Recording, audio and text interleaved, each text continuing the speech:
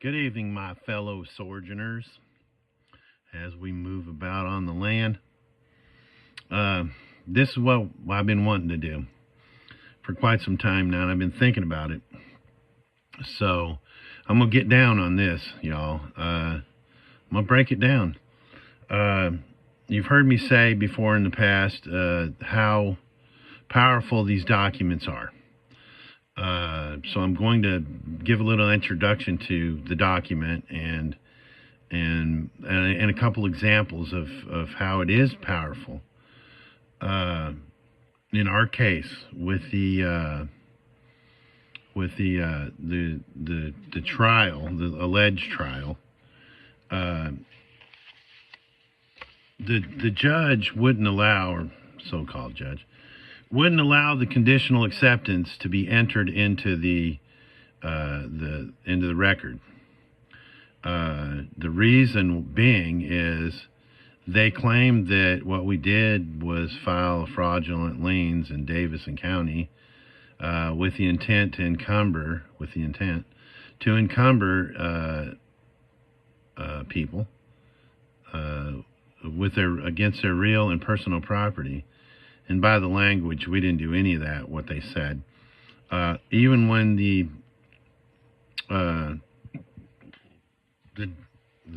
usurpers on the defense side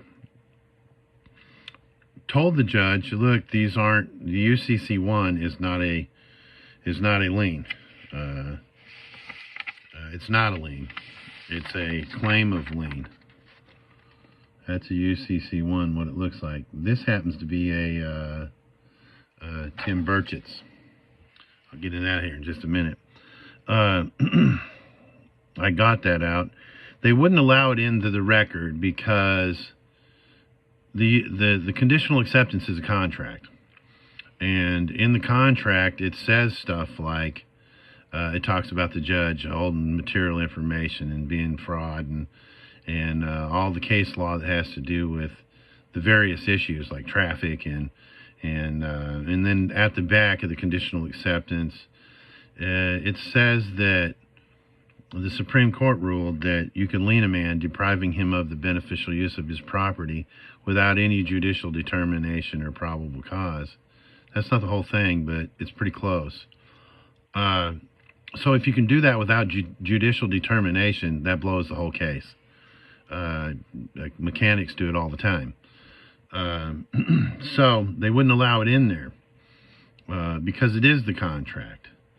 There was 26 witnesses that all said, I don't have a contract with these people.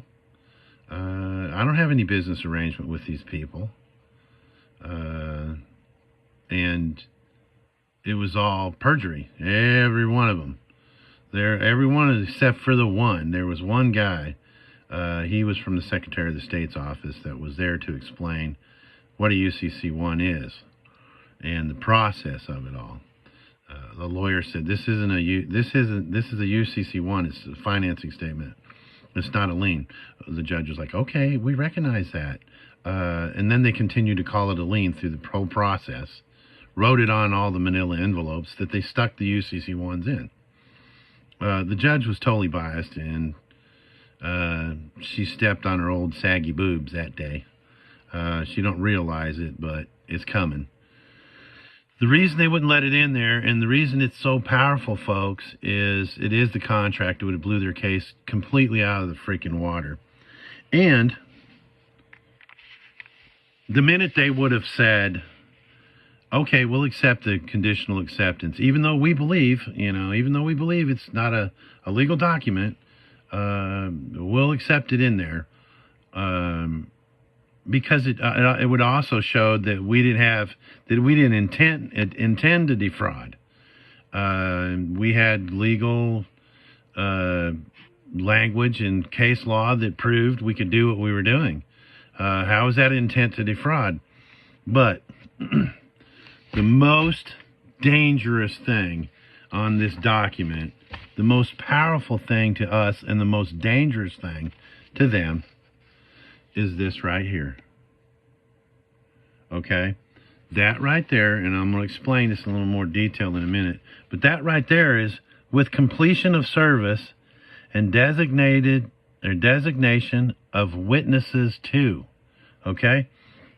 In this one here, you'll notice that it's Loretta Lynch, the Attorney General of the United States during the Obama administration. That's when this was written. And then Hubert III, family of Slattery, who just happened to be the Tennessee Attorney General and who is still today. Okay? When you put them in this document, you just made them your bitch. Okay? The minute they had accepted this document into the record, we would have all came out there into their bogus trial and said, okay, we want some attorney generals subpoenaed. Bring Hubert Slattery. He's just right down the block. Bring him in here. And then while you're at it, call Loretta Lynch up in Washington, D.C., and get her to fly her ass in here. We got some witnessing to do. Because what you're doing is you're serving the attorney generals to be your witness. The Attorney General of Tennessee is Sheriff Blackburn's boss, is the boss of all the prosecutors in the state. Matter of fact, they're the head of the whole so-called legal system. The cops, everything, fall underneath the attorney generals. And they're all executive branch of the government. So there's nothing judicial about any of this crap that you think is. It's all administrative. So you'll do that. And guess what? They contractually agreed to be our witness. This packet ends up on Loretta Lynch's desk. And it says, hey, you're our witness. And, you got 10 days to respond. And they don't. Well, you just contractually agreed that you're going to be a witness. Think about how quick Davidson County's case against a bogus case, alleged case, against us would have held water if we would have had the two big cheeses of the whole system in there going, oh, yeah, we witnessed that. We witnessed that. What do you mean, Cheryl Blackburn? It's not a freaking contract. You trying to buck me, old gal? Yeah, that's where this is at, folks. That's why it's powerful. Okay? And in this case, it just got real. I'm going to share some stuff with y'all tonight before I get into this conditional acceptance. And I'm going to show you how powerful this is. This is a UCC 1 statement that was created. I created this, right? This is what they said we forged. And it came straight from the Secretary of the State's office. This is exactly what I printed off, what they gave me. None of it has been altered to appear as if it's that it's original. It is original. It's completely original. And the Secretary of the State also agrees to that. But if you look really closely at the name that this one is printed out to, okay, that's Tim Burchett. He was the county mayor of Knoxville at the time, but now he's up there on Capitol Hill. He is a representative for the 2nd District in the state of Tennessee. Yeah, Mr. Congressman. You owe me $12 million. Okay, this is the document that they used as material evidence to say that we committed a crime, or I committed a crime. So they had to get a witness. They had to get a witness to come in and talk about this document. Okay? This is from the transcript, so I'm going to read a little bit of this. Okay, this is Tim Burchett, the guy who's the representative. You can Google him. You can Google his name. 2nd District of Tennessee. He's the congressman. Tim Burchett. It says right here, about Mr. Cooper, have you had any business dealings, any relation ownership personally? Tim, this is his answer. No, sir. None of my recollection, sir. No, sir. None at all. Right? Question. With any of these people?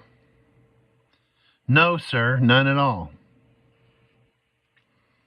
Did any of them have any legal basis to file the UCC liens against you? Sir. No, sir.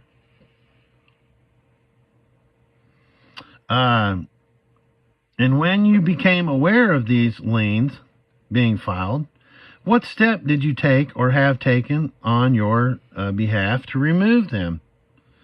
I haven't done anything. I received a letter from you all, to be here. I talked to, of course, the gentleman from the federal authorities. I asked them if there was any precautions I needed to take for these, and they told me, and then he's cut off. As far as financial, he's getting ready to say something. Would have loved to have that. No, as far as any financial, no. Did you turn that over to the Knox County attorney? Yes. And they just told me that it's, I believe they said it was a national movement. And he's cut off again. But as far as the filing against with Mrs. Wright, do you have any questions? This is for Mr. Cooper. The witness. This is the guy who's the congressman now. Can I ask a question, ma'am? Do all those people have representation? The court or the judge, the administrator. That's not something we can answer. Their attorneys are here. That's not something we can answer. He just asked this old bitch if we had representation, and she said, that's something we can't answer. Their attorneys are here. The witness, or him. I apologize. Then he's cross-examined by Mrs. Wright. Good afternoon, Mr. Burchett. My name is Lisa Wright, and I represent Austin Cooper. I just have a few questions to ask you. You said that you did not know Mr. Cooper personally. Never met him before, to the best of your knowledge, right? Not to my knowledge, ma'am. No, ma'am. And other than, so you haven't even actually seen any documents. Is that correct? I believe that's correct. Yes, ma'am. Honestly, I get in Knox County. I get sued. My record, I think, was 3 times in 1 year, or 3 times in just 1 day, because I'm at the top of the spear. So, you know, I have lawyers. We just hand it over to them. Question. Yes. So you've only been told Mr. Cooper's name. That's the only reason you would ever be the purpose of it generally. Okay. He said, okay. And so I want to ask, am I going to be put onto the screen what has been marked as Exhibit 50? If you'd see at the top there, it has your name and then an address that you acknowledge is your work address, correct? Yes. 400 West Main Street. Is that correct? or that's correct. And then question. And is it safe to say that you don't own 400 West Main Street? That's correct. Question. In the collateral section, could you read that section out loud for us, please? Okay. Here's what this is at. This financial statement covers the following collateral. Claim of lien number CHA 169-218-2-1002 under common law contract number 701517300215619068, October 13th, 2016, in the amount of $12 million and no cents dollars in the money of account or in lieu of the money of account, I will receive without prejudice payment in trust in treasury notes, Federal Reserve notes, or bank draft of the United States, dollars, or whatever currency is prescribed as lawful currency in satisfaction of all debts, public, private, in the country in which this claim was, I think it says filed or something like that, executed, and then a string of numbers. Question. Have you ever seen this document before? No.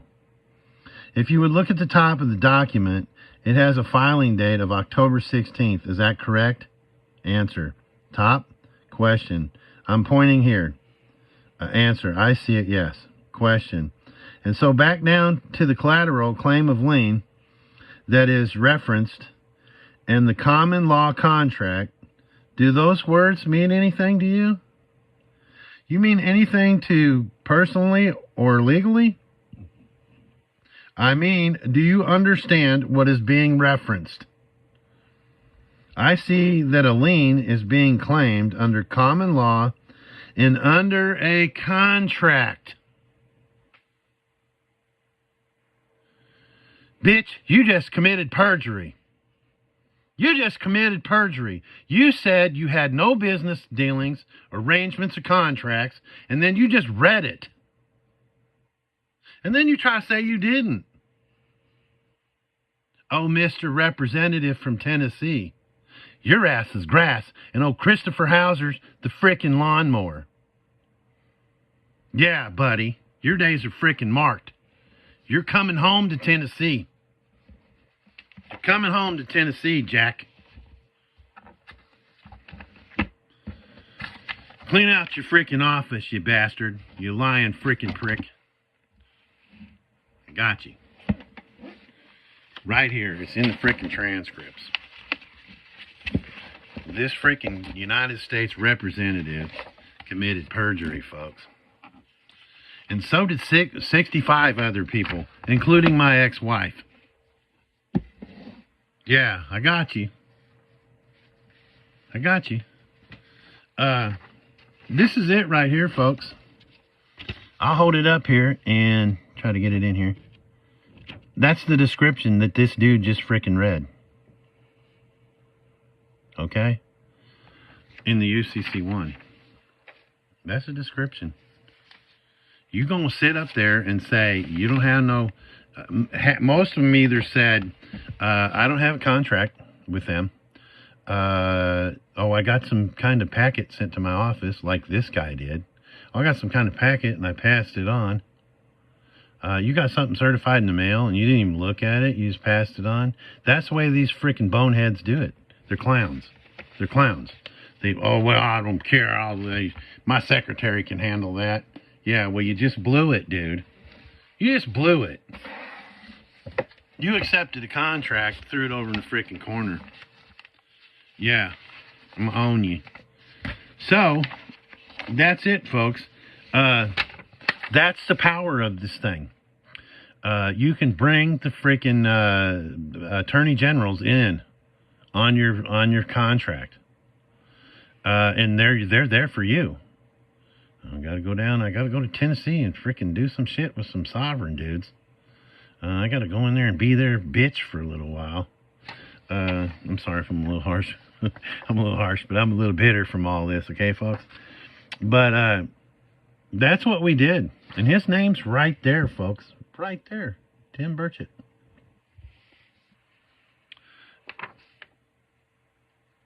These lawyers, they freaking did the best that they could, I guess, from what they had. Seeing how we never talked to them at all. They did the best they could, or the best that they were let to do. Yeah, and it's going to come back and bite them every one in the ass. You got to realize, folks, that Tracy Trott, the commander of the Tennessee Highway Patrol, went up there and committed perjury. Countless judges went up there and committed perjury. You know, but it's their system. They'll probably skate by on it. You know, that's how they do. But this is a powerful document that I'm talking about here, folks, and I'm going to start breaking it down right now. On the first page, most of you guys have these. You'll have Ronald James, or you'll have Lee Harold, or you'll have Stephen Duane. Some of them have mine. I'm missing the first page, and I apologize for that. I'll try and get this, and it's backwards. Playing around with the new scanner thing on my phone. Somebody sent it to me, and yeah, this works. But the conditional acceptance is broke down into 4 or 5 parts. So I'm going to start trying to finish this one up a little quick with this. You're going to have a to and a from on there, and the from is going to be you. This one here, I like to put in the top, folks. I'm going to show you his address because he don't live there anymore. He's in prison. He doesn't even live in the house anymore. Up in the top corner, you got the date, right? I like to do it like that so you can take a pen and put the date in the day you're going to mail it. And then you got a to and a from. The from is going to be your first name, a hyphen, your middle name or your second name, a colon, family of lions, comma, beneficiary, right? And then there's a footnote dropped in there. And down at the bottom it says every taxpayer is assessed a K trust, having sufficient interest in preventing abuse of the trust to be recognized in the field of this court's prerogative jurisdiction as a relator in the proceedings to set sovereign authority in motion by action. In Ray Bolins, 135 Northwest Rep 164, 1912, so it's a little old, Supreme Court of Wisconsin. It never went any farther than that, folks. That's beneficiary. So right away, this document says, I'm the beneficiary. I'm not the taxpayer. Truster and secured party to the Social Security Sesta K Trust, and then you have the all caps name, Ronald James Lyons. Okay, what you're doing is you're identifying everything that's in this. Some people say, well, I thought you said you can only be the beneficiary, you can't make decisions in the trust.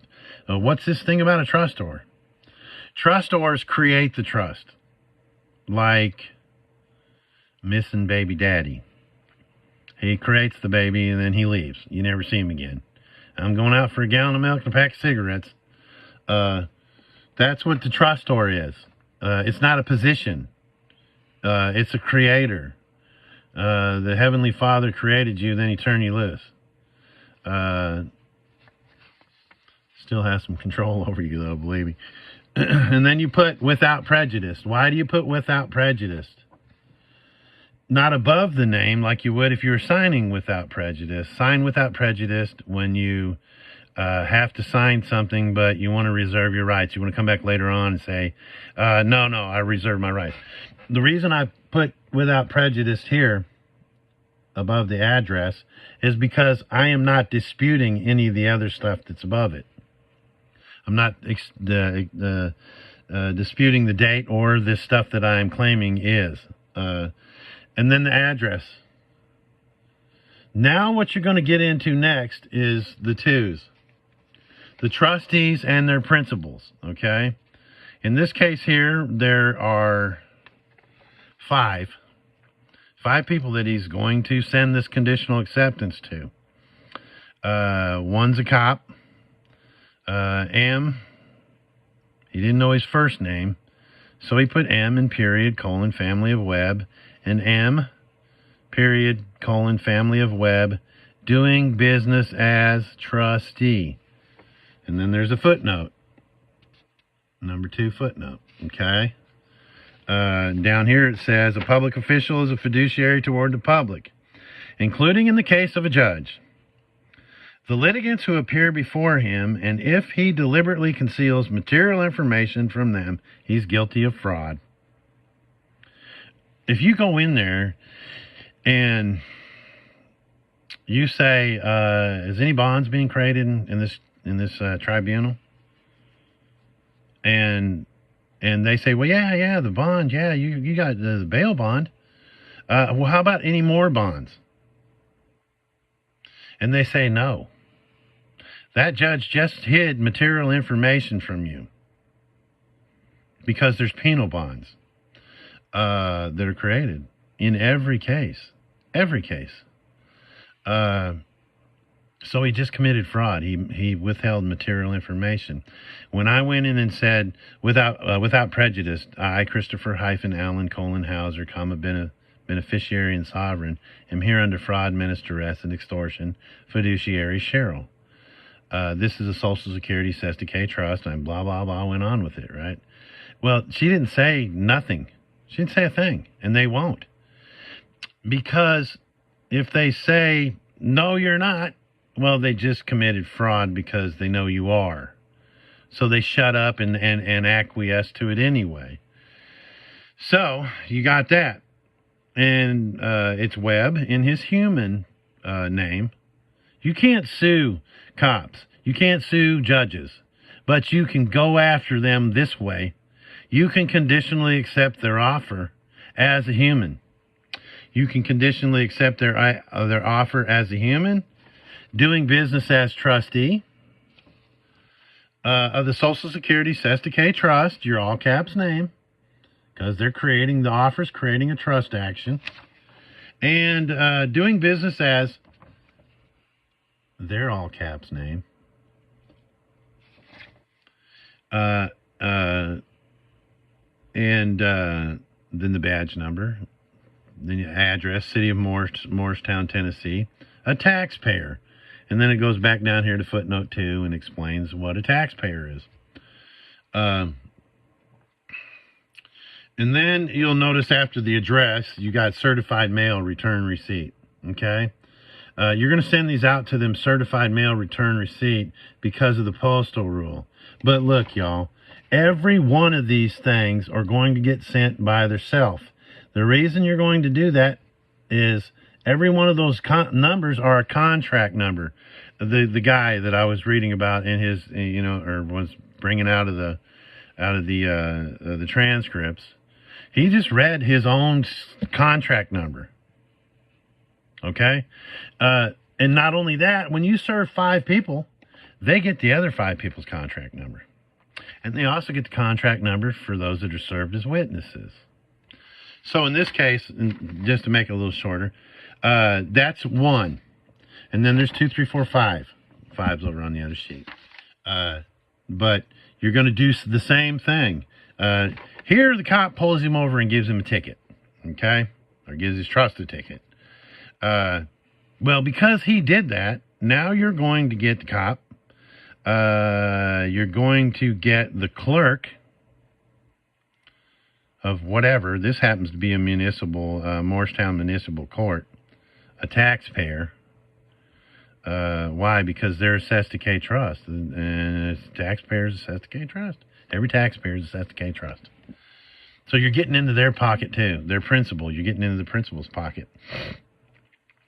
So then the next one is the city attorney.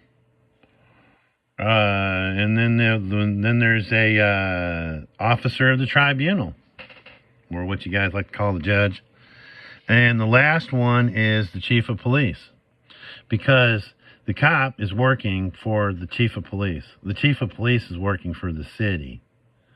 You could actually put the county mayor or the city mayor on there too, because he is the head of the city or the municipality. You guys seen it? Let me break right quick and say this. A lot of y'all love the 1099A video. There's 114,000 views on the 1099A. The very first video I put on here and got all this rolling with was the sovereign shutting down the municipal corporation. There's only 23,000 of those, which tells me that 90,000 people that watched the 1099A video never bothered to watch the original one. The original one, folks, is where you learn how to put these assholes in their place. I give a great example of how you deal with these freaking clowns. Shut them down. They all stand around or sit around looking dumbfounded and shit. Why? Because you blasted them. In a nice way. My friend who I got this building from has been over there doing repairs on it. I didn't call them and say we're going to start working. They don't even bother him. He's almost finished putting a brand new roof on the building that the inside of it burnt out. He's almost done putting it on there. He said, Chris, man, I don't see a peep of these guys. I blasted them. That's my place. I own that. I catch you around there, you're going to freaking jail. Not only that, you just made me an offer. You offered to violate your contract with me. I got a contract with those guys. I got a verbal contract, and it's recorded. You hear them say it. Oh, well, we're not going to mess with you. We're not going to mess with you, sir. You do whatever you want to. Hey, I better not see no shenanigans going on. Don't worry, man. Don't worry, man. We're not going to mess with you. Yeah. That's what it's like over there, yeah, Fork. Yeah, he's getting it put back together real quick. Here's some cheese. Get the building in shape. I'm going to sign it back over to him. When you do that, folks, and you buy that property and for gold and silver and do a bill of sale, what you do is in a year or two, you sell it right back to them for the same way. And now they own it and they're out of the deal. That's how you want to get your property out of registration, folks. He's not paying. He went down and paid the taxes for last year, but he's not paying it this year. That's my building. Don't you be down there paying no taxes on some shit you don't own. But yeah, back to the conditional acceptance. So that's got all that. And then you got, with completion of service, I kind of went over that a little bit. That's where you get the attorney generals on your side in this contract. They're going to agree to this, folks. You're not going to hear from them. You're not going to hear from them, at least not yet. We do enough of these, you might. We do enough of these, you guys might. But you got the completion of service, and they get their own contract numbers too. See? Some of these I've had to tell y'all, hey, get Loretta Lynch off of your conditional acceptance, man. She's not there anymore. Hadn't been there. Trump came in and she was gone.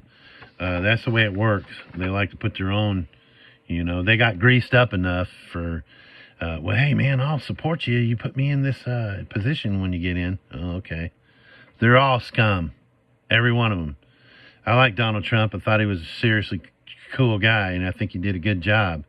But he's still a politician. I know I probably pissed some of y'all off, but that's the way it is. I don't care anyway because I don't vote. I don't vote. If you don't like the way the country's being run, don't blame me because I don't vote at all. I don't care. I'm not voting for the corporation. I don't do that. I can't. I'm not a United States citizen. I wasn't a United States citizen back when they took it away, when I never even had it in the first place. So, and then you go into regards, or what it's regarding. What's the document regarding? And in here, it says your offer titled State of Tennessee. uniform citation, then it gives the citation number. See attachment A. The offers that they make you has to be attached. If it's a ticket, scan it, make a copy of it, and send the original with the contract. Anything you send. If it's a letter from the dealership, oh, we can't take your 1099-A. If it's from the mortgage company, whoa, we can't do that. Yeah, take that letter and then write attachment A on it, or 1, or however you guys want to do it. It doesn't matter as long as you put it in the body of the conditional acceptance as an attachment. All those go in front of the last page. That's the one that's notarized. Okay, all the attachments will go on top of the page, the last page that's notarized, and then put the conditional acceptance on top of that. That's how you print them all off and send them off. When you go to have them notarized, you only have to take the back page. Everyone that you're sending has to go out with a wet signature. Everyone. And then keep a wet signature for yourself, because that's the one you'll send later on to the Treasury in the Treasury contract. And all I got is copies. All I've got is a photostatic copy of my conditional acceptance and everything. The wet signatures go out with who needs them. And then it goes on to say, Attachment A, City of Morristown, Tennessee, a trust business entity versus Ronald James Lyons, the all-caps name, a fiction, Ronald-James, Lyons, a human and beneficiary of the Social Security Sesticate Trust, Ronald James Lyons, the whole, all caps. Accuser, right? That puts you in there. You are accusing these people of crimes. Versus the City of Morristown, all caps, Tennessee, a trust business entity, trustee M. Family of Webb, and then it says all their names. And then when you get done writing their names, just the ones that you're serving, you don't put the names in there of the attorney generals, because you're not accusing them of crimes. You're just witnessing them. They're going to witness that. They're going to be your witness that these jokers have committed crime on you. Okay. And then at the end, et al. In their human being and trustee persons and capacity. Okay, that catches them all. Getting you every which way. You got to do that if you're going to go after their principal. And then it goes on to say conditional acceptance under protest, extortion, fraud, conspiracy to commit fraud, treason, conspiracy to commit treason, false arrest, false imprisonment, served by my hand to me, Ronald-James, Lyons, the human and human beneficiary, from the accused, and it goes on to talk about the cop doing business as, and the rest of it you can go ahead and read, but I just kind of want to get into that a little bit. You're charging them with crimes. And not only that, you're charging them with conspiracy because there's more than one. Even if you're only doing one, like, say, one cop, it's still a conspiracy because you're getting his principal, too. Okay? And it talks a little bit more about the autograph of the secured instrument, because a ticket is a security instrument. They're making money off of this stuff, folks. It says, knowing full well that as the beneficiary, I have no authority to make any decisions for said trust in this military admiralty jurisdiction maritime law tribunal, whose standard is the yellow fringe flag. And then footnote 3, and it goes on to, that's the code. That's the code. It is a military flag. I was breaking that out when I was reading the code in prison. Hey, guys, check this out. And showing it to them. It's a military flag. They can say it all they want. The first 3 days of the trial, they took the flags out of the courtroom. Yeah. Hey, Your Honor, can we bring the flags back in? They're not coming out. Okay, yeah, bring the flags back in. Why, if we come in there and we claim it's a military court, and before you do the trial, you take the flags out, what does that say? What does that say? That says that you agree.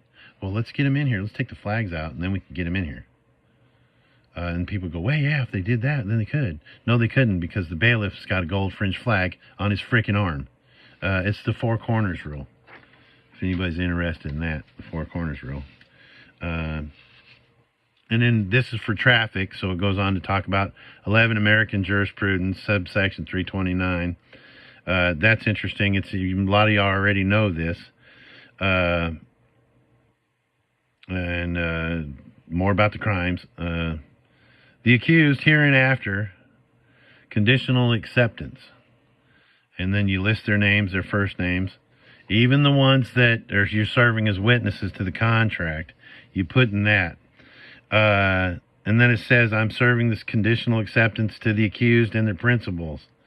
The accused did willfully and knowingly deprive me of my rights and property thereof.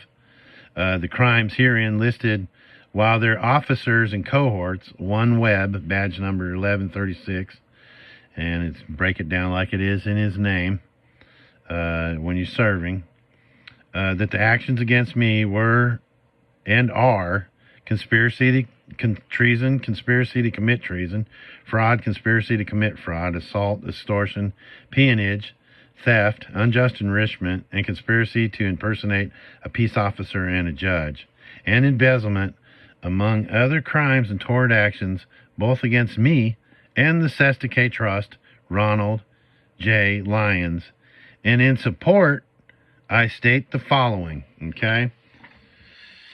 Then you go, be it known, and you do the postal rule. That's this up here, folks, the postal rule.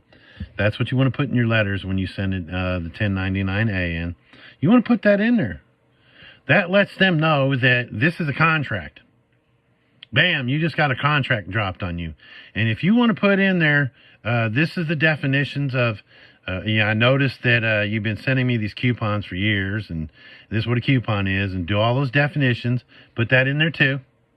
You can even put in the letter that they contractually agreed to accept the 1099A and the coupon as payment. So if they turn around and they come back and they say, oh, we can't take this. What do you mean? You already did. It's contract. You already did. They can't argue that. They can't say we didn't accept it. Well, yes, you did. You agreed. Look, folks, the postal rule, they're not going to move it. They're not going to move. If we do this stuff for the next 20 years, they're not going to get rid of the postal rule. The reason that they're not is because it's used so frequently. All kinds of offers are sent through the mail by the postal rule. Summonses. Could you imagine if all these courts would have to go out there and hand deliver these summonses to people? I had a friend one time, they put a summons on his door. He took his door off and mailed it to the court. Took his door off. You served the door, guy. Here you go. I'm turning over. I'm turning over the door. And then it gets into pertinent law. This is traffic, so it's going to have all kinds of stuff pertaining to traffic. All kinds of stuff. There is no way that you can argue that you need a driver's license to drive. Not with all this law, folks. And not only that, it's constitutional. American jurisprudence and all kinds of... Look. This is one footnote telling you have the right to drive without a license. This is another footnote from the next page. This says you can drive without a license. Case law. Here's another one, folks. Case law. Says you don't need a license to drive. Here's another one. That's all case law. You do not need a license to drive. Check this out. You don't have a license. Your trust does. Your trust has a license. And when I got out of prison, child support said they were going to revoke my license because of for non-payment of child support or whatever before I blasted them and paid it all off. So I'm assuming that they reinstated it. But if you look really, I don't even know if that'll zoom in enough or not. That's my license. And yeah, I don't know if it's clear enough to do it. That's beneficiary signature. They accepted that. I got in there and I got to BSing with the old lady in the corner booth. Hey, what's happening, man? Talking about all kinds of stuff, and she was talking on the phone, and I stood out there finally went clear my throat, and she turned around and said, hold on, I'll call you back. I got a customer. I said, no, I'll just keep talking, man. Just keep talking. I'm just here to get my license renewed. Here's the paper. And I signed it and everything. And I signed the electronic thing. And next thing I know, she's handing me one out. Thanks, ma'am. Have a nice day. Tennessee agreed. They contractually agreed that old Chris is the beneficiary and that the driver's license is a trust action. From here on out, you want to give a ticket, guess who you're giving it to? You're giving it to the trust. Easiest argument alive. I run off in there and go, hey man, this cop over here gave a ticket to the trust. Tennessee Department of Motor Vehicles agreed that this is a trust action that I'm the beneficiary of. Is it beneficial to give the beneficiary a ticket and take money from him? Or is that malfeasance of office? Dismissed. Have a nice day. You can't have that. I got it. Then we got in here in the pertinent law, we got Tennessee Constitution. I love my Constitution, man. Them guys were smart back in the day. They wrote all kinds of cool stuff. And I just put a few things in here that pertain to driving. Yeah. So you got the pertinent laws, and one thing I really like to use a lot too is the definition of liberty. That's the definition of liberty from Black's Law, and if you read it, it's freedom. The word liberty includes and comprehends all personal rights and their enjoyments. Rosenbaum. It embraces freedom from duress, freedom from governmental interference in exercise of intellect, in formation of opinions, in the expression of them, and in acts or in action or inaction dictated by judgment, freedom from servitude, imprisonment or restraint, freedom of enjoyment and use of all of one's powers, faculties, and property, freedom of assembly, freedom of citizen from banishment, freedom of contract, freedom of locomotion and movement, freedom of occupation, freedom of press, freedom of religion, freedom of speech, the right to earn a livelihood in any lawful calling, the right to immigrate, and if a citizen, to return. Great stuff, man. Great stuff. And then I got license in public. Okay. Check it out, man. License is permission to break the law when you read the definition. Permission to break the law. So when is marriage illegal?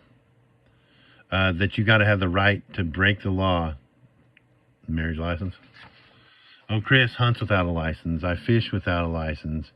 Drive without, well, I got a license, but it's theirs. It's not mine. Yeah, marriage license, it's out the window. It took a little while to convince my lovely, beloved wife to do that, but it finally sunk in. We don't need that. Matter of fact, the marriage license came about in the state of Illinois for misogyny. There was a white woman and a black man that went to get married, and they fought the state laws in Illinois and won. So they had to give. They said, okay, you know, we can do this interracial marriage thing, but you have to get a license. And they charged them like a shitload of money for 150 years ago, and told them that. But people came up with the money. Once Illinois figured out that they could make money doing this, everybody got to have a license. Then all the other states fell in line. That's where the license comes about. When licenses first came out, you didn't need a license to be married unless you were white and your spouse is black, or white and Chinese, or whatever the case may be. Then, folks, you get into facts. And I'm going to go ahead and load this one, upload this video, and then I'm going to get back with y'all, and we'll start talking about some facts. All right, y'all hang out. I'll be right back.